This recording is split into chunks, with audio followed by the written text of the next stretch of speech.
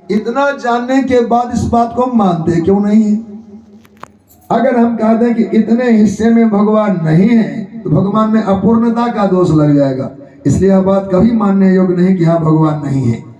ठाकुरबाड़ी मंदिर तीर्थ में तो भगवान है सो है, पर खाली जगह भी भगवान से ही भरा हुआ है। ऐसे जीव जगत में सब में भगवान की विद्यमानता है। इनमें भगवान को हमने देखा और इनमें भगवान को नहीं देखा तो फिर दोष बन जाएगा। सब में भगवत बुद्धि हो जाए, इसी को आत्मदृष्टि कहते हैं, इसी को भगवत बोध कहते हैं। तो सबकी सेवा करने की अंतःकरण में जागृति हो, सेवा की सद्भावना बने।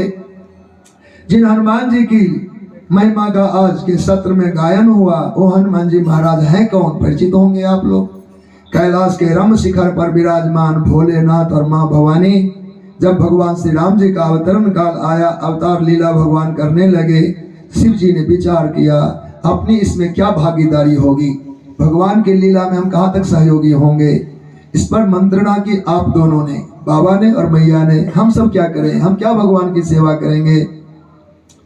कहा राम जी अगर अवतरित हुए या हम ऐसे भोलेनाथ रह गए तो हमारी पूजा ही पूजा होगी। ध्यान रखिए, पूजाना उतनी बढ़िया बात नहीं है जितना कि सेवक बन के जीना।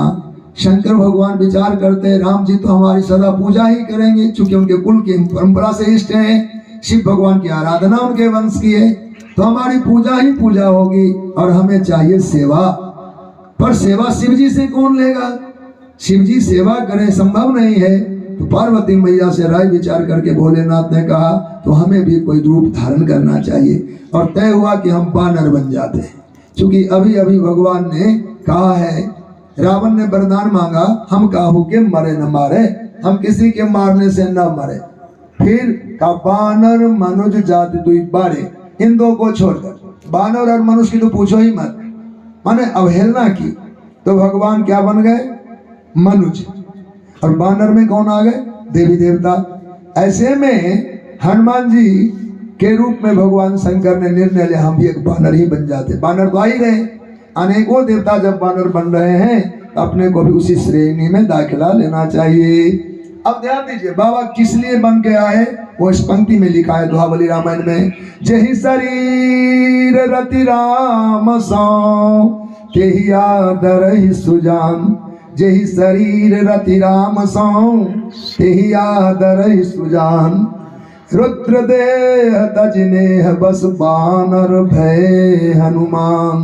भगवान शिव जी ने विचार किया भले हम शंकर हैं, ईश्वर हैं, पर भगवान की सेवा नहीं करेंगे धिक्कार है इस शरीर को।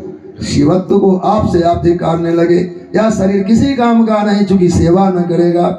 हम शिव बनकर पूजा प्राप्त कर सकते हैं, सेवा नहीं कर सकते, इस शिव स्वरूप की कोई महिमा नहीं है।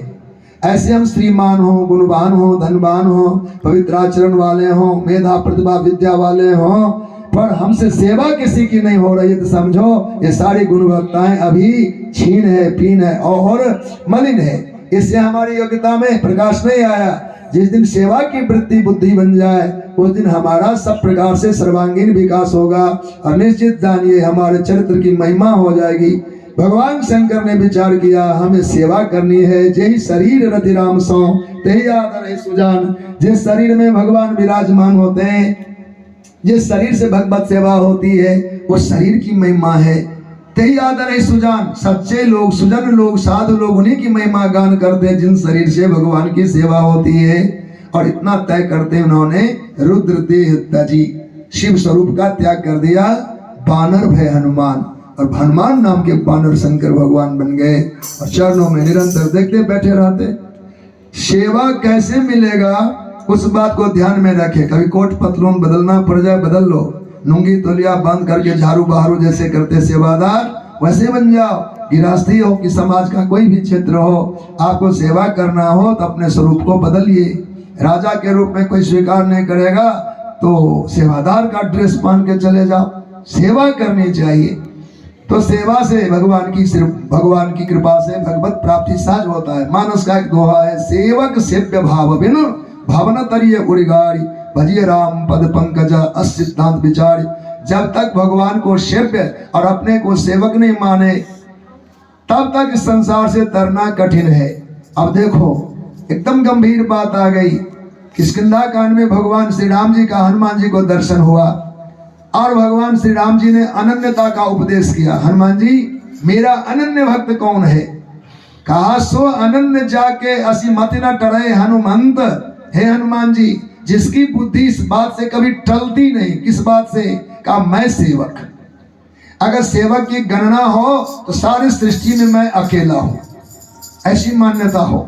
अगर कोई सेवक का नाम गिना जाए तो मैं अकेला हूं।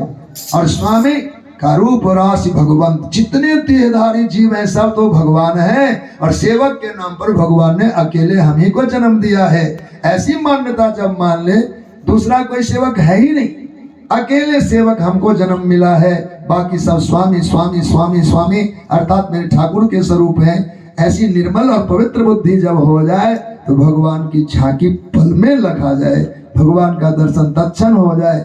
भगवान कहीं होते नहीं। नृसिंह भगवान का दर्शन प्रहलाद जी को हुआ। वो तो मूर्ति नहीं थी, खंभा था। खंभा में नाक कान कुछ भी बना नहीं है, देव स्वरूप ही नहीं बना है। अपने तो मंदिर में मूर्ति बनाते हैं, गढ़ाते, कल्पना कहो या अनुभव कहो, छवि बनाते राम जी का, श्याम जी का, पर मंदिर उस महल के खंभे में कोई आकृति नहीं थी।